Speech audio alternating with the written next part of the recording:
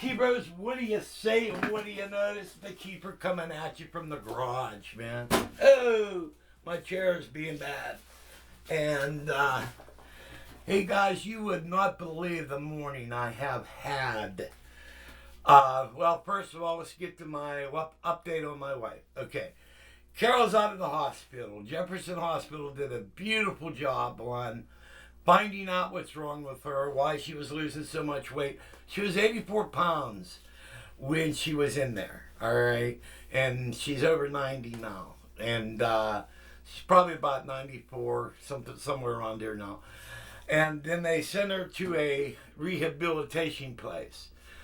All right, this morning I was dealing with the nursing staff and the administrator, and well, last night they forgot to give her her bipolar medicine, so she was up all night. All right. Then also before that, a nurse was rough with her, and she had another dealing with another nurse or whatever. And for one thing, okay, Carol's 70 years old. She's a senior citizen. I'm 66, so I'm a senior citizen. All right. That's elderly abuse. All right. I hate to say that because it makes me feel old, but hey, it's true, all right? But I have a lot of friends, and some of my friends are DAs, and so they don't want to mess with me. So I got on the phone with the administrator, and I says, hey, you know, you guys are going to make a lot of bad things happen to your business if you continue to abuse my wife. All I ask is you people be professional. She's been through hell. All right? She's been through hell, and she's on the final leg. All she's got to do is go through PT, and she's home. And, so my wife says after I talked to a bunch of the people she filed a grievance on that one nurse, and she said she had bigwigs visit her all day today, so I must have threw a scare into them. But seriously, I'm 100% Sicilian, but I'm also a born-again Christian, all right? So I tried to hold my temper, all right? But when you mess with my wife, I'm sorry, I have a problem with that. So, all right, so there's that, all right?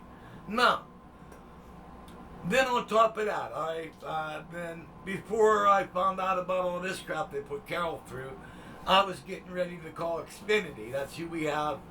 We have our cable, our phones, our cell phones. We have everything through Comcast, Xfinity, all right? And all I wanted to do is I wanted the cable in the bedroom hooked back up, all right? So when Carol comes home, she can lay in that big king-size bed and watch TV from there. All right. Now, a couple years ago, we had a problem with our cable, and they sent a technician down, all right? And this technician, instead of unscrewing the cable from the terminal box, you know, you got your cable comes in from the street and it goes into a terminal box. From the terminal box, it sprouts off to go to various rooms, all right? Well, this moron, he starts cutting cables, all right? So normally, if I wanted to put cable back in the bedroom, I'd call Comcast and say, hey, send me a satellite box. I hook the box back up, and then all I got to do is just do the connection thing. But since the moron cut cables everywhere, and here's an example. I don't know if you can see this. There's a piece here hanging down, and but there's cables that just hanging down like this that the moron cut. And they wanted to charge me for that. And then they were trying to tell me that they're not responsible for the cable. Well, first thing, you know, you have to go through that automated crap. So, all right, you get on there and you punch in all this shit. Then they go, hold on a minute, and it sounds like someone typing on a computer, which is a sound effect. Really, are people that stupid? No, they give you that sound effect to make you think someone's typing shit in. And you know, well, it took me an hour, all right? And what they wanted to do is they wanted to charge me $100 to come out and rewire the cable. Well, I wouldn't have to do that if their asshole technician didn't cut the wires to begin with. And it took me like an hour. And the abuse, you know, I need to take a Xanax. That's what I need to take, all right? But the abuse, it's a shame that You know, we spend over $300 a month for cables and phones and all the crap we got, internet, and you know, you have to be abused like this, and go with this automated service and all that shit. So, but an hour, I spent an hour on the phone dealing with that. Or just finally, I got to a person who has a soul. All right, and he says, okay, we're going to waive that $100 charge since our technician did cut the wire. And, you know what I mean? Like, yeah, I'm not the guy who goes around doing this shit, you know? And I don't even know where this goes to, but, and, so, I got wires everywhere with what they did, all right? So it's crazy. Now, let's get on with the keyboard video. Thank God. You know, one thing about my YouTube channel, when you subscribe to my channel, I consider you all friends, and I consider you all my YouTube family. All right? I share everything with you because it's kind of like the day-to-day life of an elder musician, you know, and I just kind of share that with you all, and I wanted you all to know that. And I really, really appreciate you all watching, and I read all your comments. I answer everyone, unless you're a moron, then I'll hide it and block you and that. But luckily, I only had one troll to deal with. So, but okay, now we're on with the video, and so as you could tell in the one video I made, I guess my previous video, I was really unhappy with this Yamaha mixer, alright? It's a beautiful mixer, alright, but it just hates keyboards, alright? So, what I did was I redid my rack. And if you all noticed from the video maybe like a month, maybe 2 months ago, I built a new rack which weighed about 40 pounds, and so then I can't carry it because of my arthritis. So I made a smaller rack.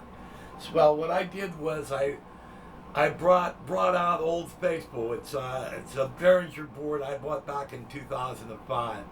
It's a little 12 channel. Well, it's mainly like 4 channels, and it's got a bunch of stereo channels with the tonal controls, blah blah blah. And but basically, I put that back in the rack. So what I also made some improvements on the rack. So I'm going to show you that, and also, you know, one thing I've always been throughout the years, I always tried to be efficient. I wanted to come up with the best way to put all my gear together, the fastest way to set it all up, and because what you want to do is you want to make less work for you as possible, okay? And I always try, and I'm a tinker. You know, I got two degrees. I got a degree in electronics, and I have a degree in air conditioning and heating, HVAC. And plus, I like working with wood and all type of stuff. So I build a lot of different stuff, and I'm always coming up with things. So what I'm going to do is I'm going to show you what I did with the new rack. All right. So here we go, and let's move thy camera. And oh, my camera went limp. So we just put this over here, and that way you guys can see what the heck I do. And so there's a little bit over here that should be good. And I'm plugging my power to my phone because I spent so much time talking with Comcast. And so this should do it. Oh yeah. Okay. Now normally when I build racks, I normally have a wooden top on it. But at the time I was out of the little wand. So since I build ductwork and stuff, I just made a metal top for this, which is actually kind of strong. So we'll take this off. And then what I like to do is I like to make myself feel at home as possible. All right, since I'm a smoker, I have a little ashtray, so if I'm setting my equipment, I have a place to put my ashtray. And you'll see this. This is a place for your set list. All right. And where's it at? Gotta find the hole, man. Here we go. And so you put this right here. You just screw that on. And am I in the hole? Here we go. Here we go. And so you can put your set list, all right? And then you got your cell phone. A lot of people just set their cell phones everywhere. What I did was I made myself an area. You put that in there like that. And then you can set your cell phone there. All right. So there's a place for my cell phone. Another thing I have on this is, I'll tell you what, let's do this. Put the power here.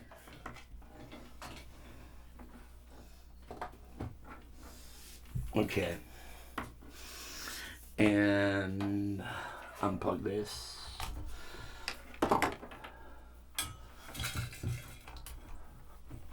All right.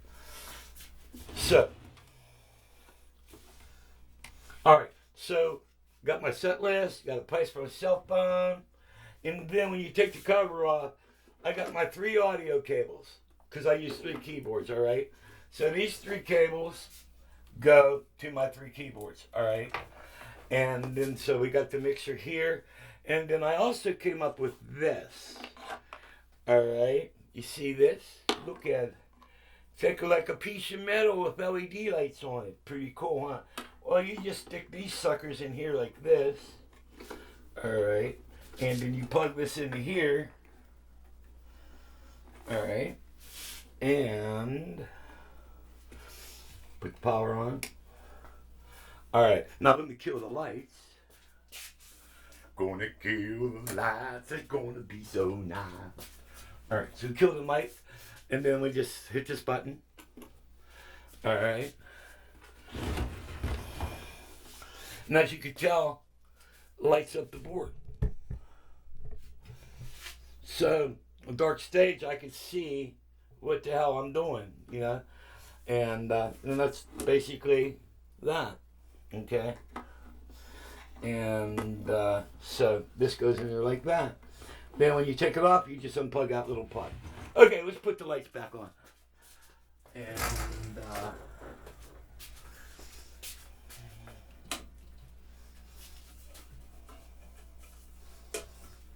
all right, then I have a place for my drink. Gotta have a place for your Bubba mug, all right? And then another thing, I gave myself a drawer, okay? And my lyrics, my mic, all my stuff I use, and like my bifocals, and just put these on now because I'm pretty blind. And plus you got to have a little light, all right? So I got a nice little flashlight. Okay, now we're ready for the tip of the day. Okay, this is an old touring trick, all right? Say if you're on the road, you're playing gig after gig, and your hands get dry, you get a paper cut, or they crack, and they're really sore for you to play on. Because that happens sometimes, like if you play, you go out in real cold weather and your skin gets real dry, they may crack. And you know how painful that is if you get the cracks on your fingertip.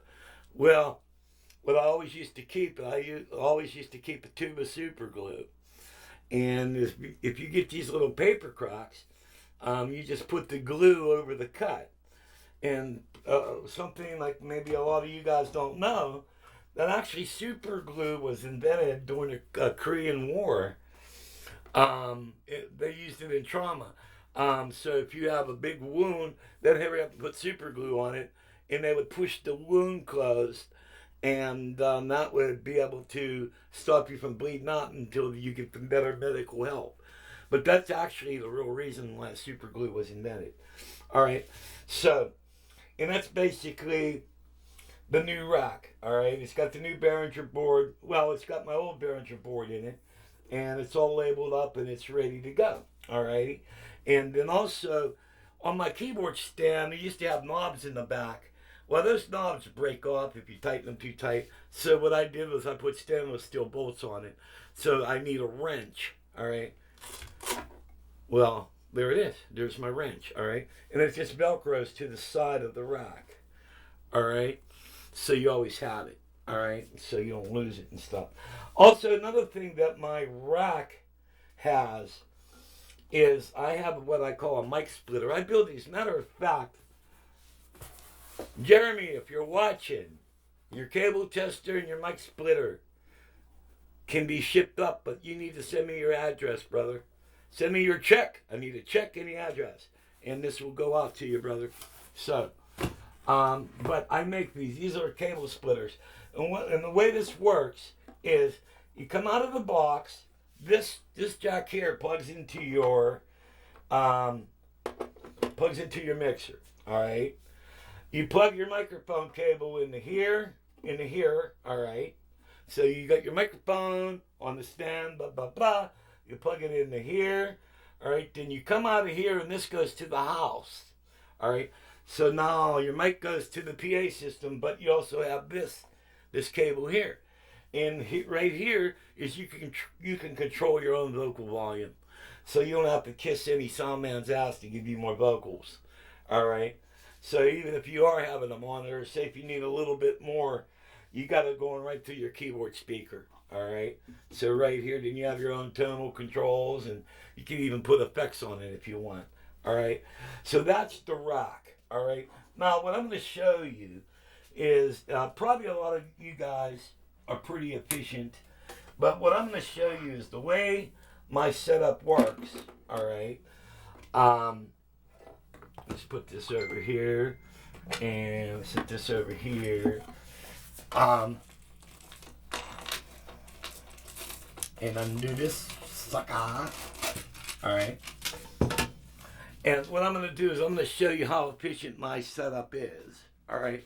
Then we'll talk more about it in a second here. Alright, so we'll just do that. Okay, usually when I go into a club, the very first thing I do is say, hey, I'm having a club. Okay, so what I do is I have a little table here, all right. Now, this used to be a stool that you could get at Walmart. It had a little round stool on it. What I did was I took the round part off and I put this on it, and I added a piece of outdoor carpet on it. So I'll set this like that, okay? And then I grab my rack. So you're back out of the car, okay? So what I normally do is I carry my keyboard stand in that table. And then I'll lean this up against the wall or something, okay? And then I'll set the table down. Next trip out to the car, you grab your rack, all right? And then what I do is I put the rack down. Okay? So we got the rack here. Caught Mr. Happy, all right? And then, before you go back out again, what you do is you grab your keyboard stand and, all right, put that over there.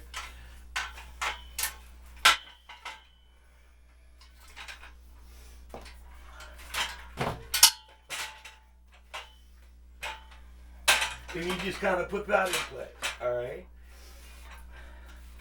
And let's move this back a little bit. There we go. Then I grab my keyboard wrench.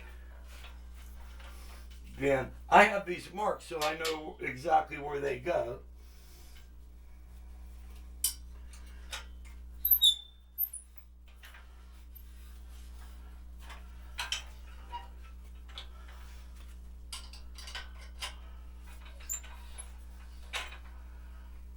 All right, just put your wrench back. All right. And let's move this up a little bit.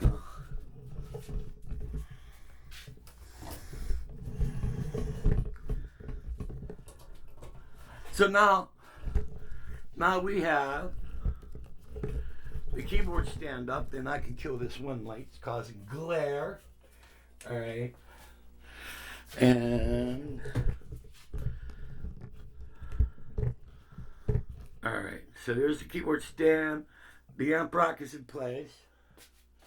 And then, next thing we do, we bring the keyboards in. So, let's see. And what I usually do, I find a table. Alright, like one of the tables at the club, and I set my keyboards down. And I'll go like 1, 2, 3, but just for this, for shits and giggles, you know, we'll just set the keyboard up here, pretend it's a club table, alright? And, you know, and then what you do, you just stack up all 3 of your keyboards when you come in. And you put them on the table, 1, 2, 3. You know, you got a picture carrying this stuff in. Alright. So now you got all 3 of your keyboards on the table. And then what you do is undo them. Alright, and then we'll just go back this way. And then you basically unpack the suckers. Hey, Mr. Newey. Here's my mic stand. Let's get that out of the way.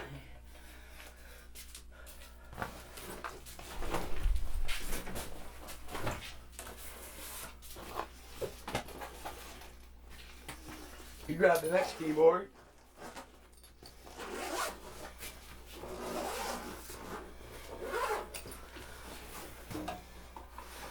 Hey, Mr. Chromiax.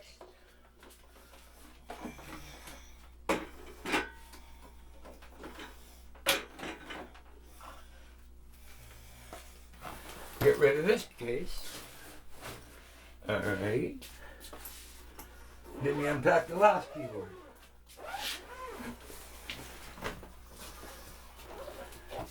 Hey, Mr. VR09.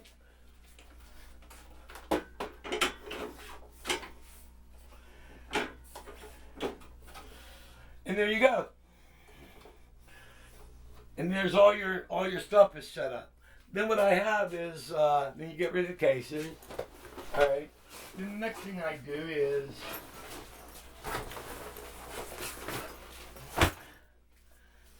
you have your cable bag. All right. So what I have here is this is my my extension cable that I use. Now this has a surge protector and a power conditioner built right into it. So you got the 2 lights and shit on it. Alright.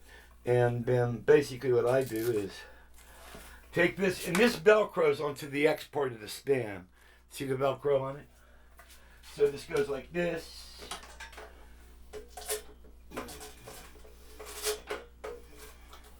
And that sucker velcros in. Alright. Then, if you notice, I had Velcro, and what I do is just keep the Velcro and put it in the top of your rack, alright? So set this sucker over here, go like that, and then run this into your power, which is hanging right out here, so. Alright, then if you want to add a little light to the situation, you just kind of undo this. These are strapped.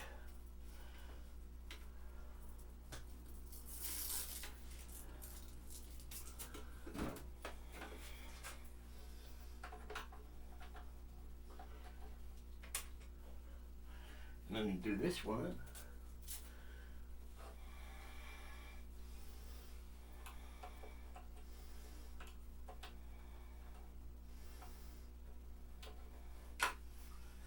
Alright. Now we have lights. Our LED lights are on. Alright. Alright. Then we have. Okay. Now we dip into the cable back. Now this is my normal power cable that goes to an outlet to my rig. Alright. So then we have. Look at this. Is this messed up or what? These are the 3 power cables for my keyboards.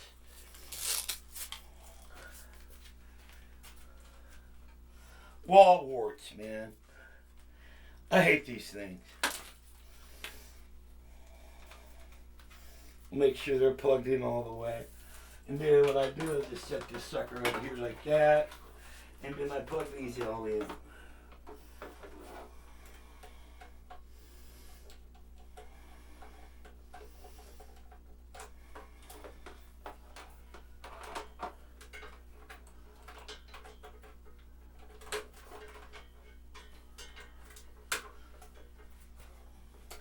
Now we have, then what I have is I have all my shit labeled. Alright, so the brown one goes to the NUMMI.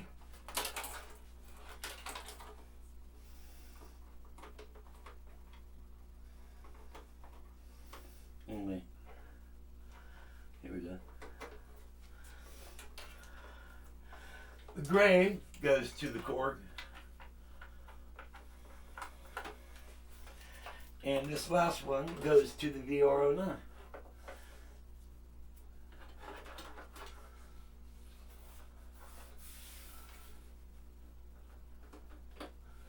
There we go.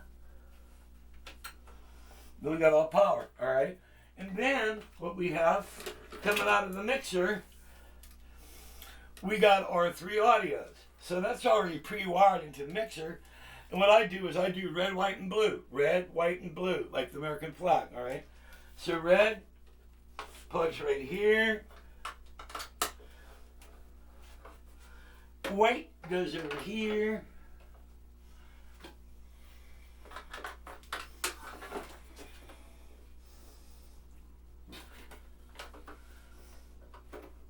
Now, you normally in a nightclub, you got more room, you know, because normally in a nightclub I could walk behind the rig. All right, power's hooked up, audio's hooked up. Now we need to run the power to the what's it called? The mixer rack. All right, so now that's hooked in. Okay, so the mixer's in, and there's all that. Okay, so happy for all that stuff. Now all that's left is your speaker.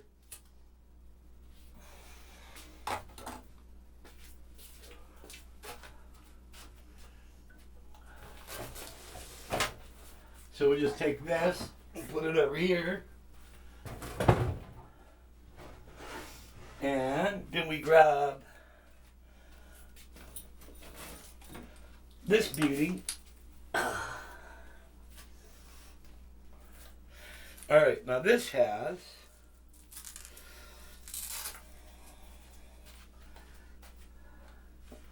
the power for the speaker.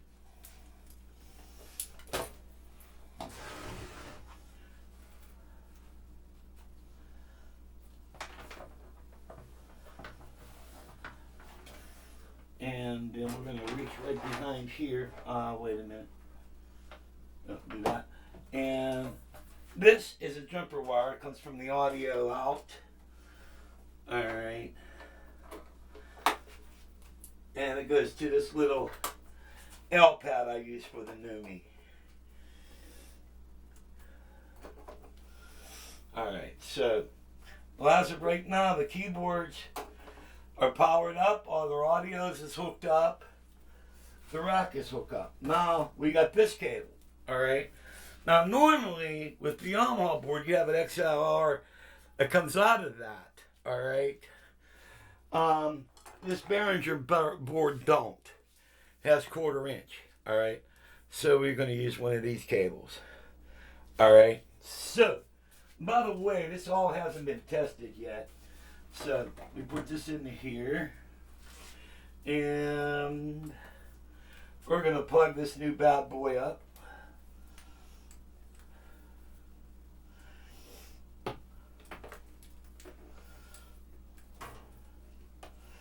And just put this sucker in here. But now in the future, I'll just leave this hooked up, all right? And this is going to go to my output, all right?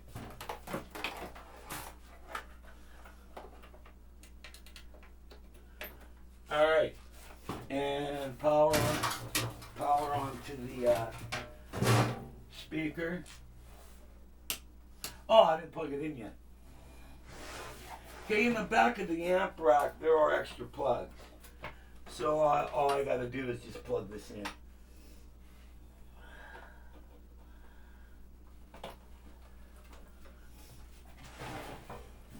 And there we go. Now we got Mr. Speaker. Now, I got one more bag that gets carried in. It's this big black bag, okay? And in this big black bag is my stool,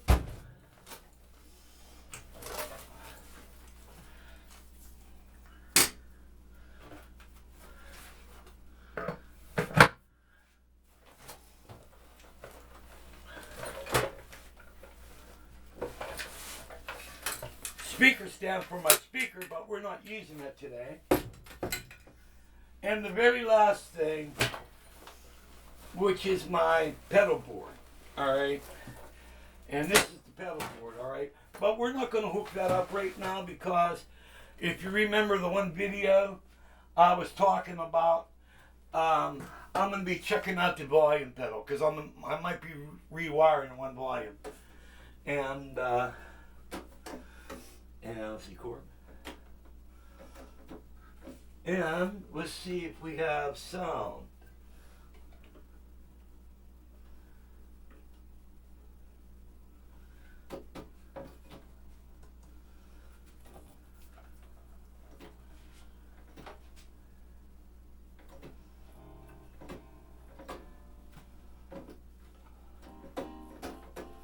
We're getting something here. Wonder where we're at. Volume's up on that. I wonder if I'm going to have to use a cable with a transformer in it. And let me look at this. Okay. Hold on, folks. I'll be right back.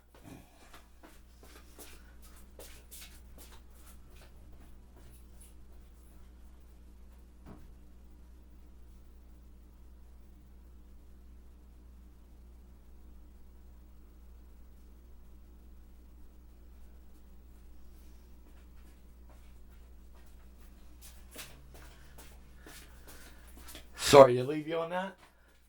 Alright, so put the volume down. Unplug it. Ooh. Always turn your power off. Don't be a jerk like me. Alright. So, I got a cable that I made that has a transformer built into it. So we'll plug that in here. And we'll plug this in here. Oh shit! Oh no! You know what? Wait a minute. I might not have to do this. I was plugged into the wrong thing. I was plugged in the control room out. So let's plug this back in. And main out. Okay. Okay, I'm going to mark that with tape so I don't make the same boo-boo kitty. And power. Oh, wait. Volume down. Power. Okay.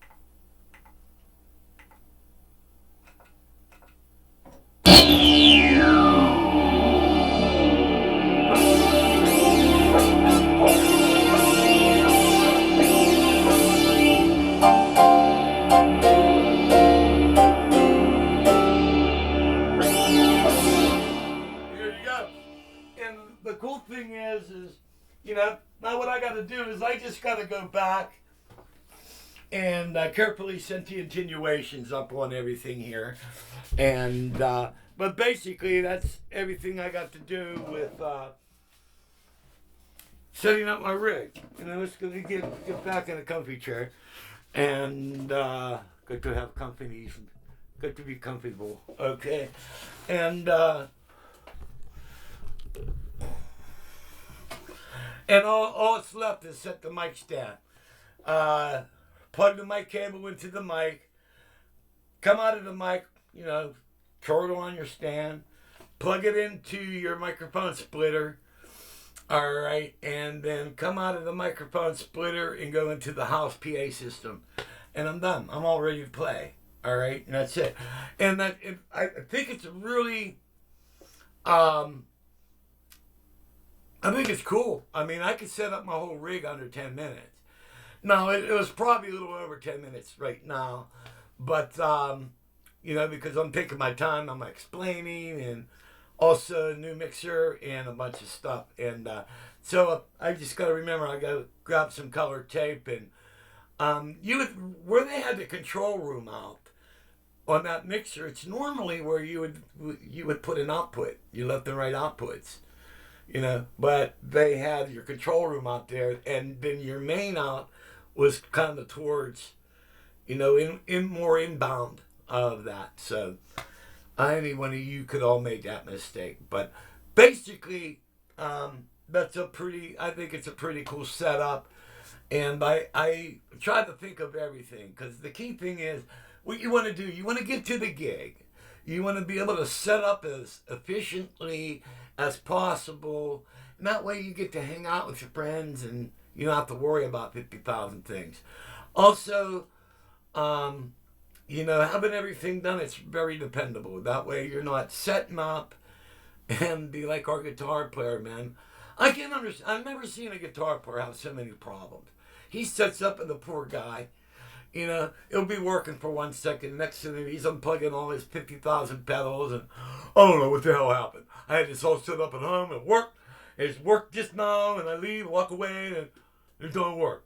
You know what I mean? I don't know. I play keyboards. So, well, and that's about it. And, one last thing I'm going to show you guys. Let me see here. I'm going to plug this. Alrighty, and hopefully you guys will be able to see this. Underneath the workbench here, you see this big case right here? Alright, when I was touring, this big case, this goes all the way back, alright, to the wall here. But that big case, that holds 4 keyboards, okay? And what I used to do, and on the back side of it, it has wheels on it.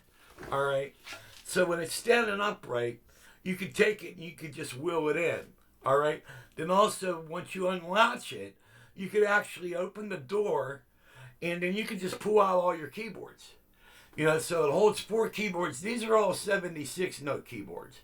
All right, and it will hold 4 76 note keyboards, and then also there's a little bit space left where you could put cables and stuff in it. And but that was perfect for when I was on the road. We just wheel that in, you open it up, and it's like a keyboard locker. So it's really cool.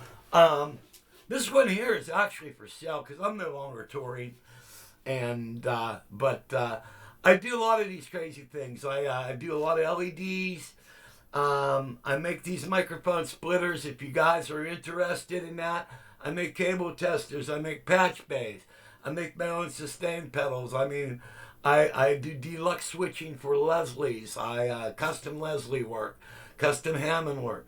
I do a bunch of crazy stuff, LEDs, bunch of stuff like that. And so, hey, that's all I got for you guys. If you guys are interested in any crazy things like this, I would love to build you all a customized rack, nice drawer in it, and all type of shit. But let me know. I can build anything. All you got to do is imagine it, and I'll build it. All right. And so, hey guys, God bless. See you when I see you.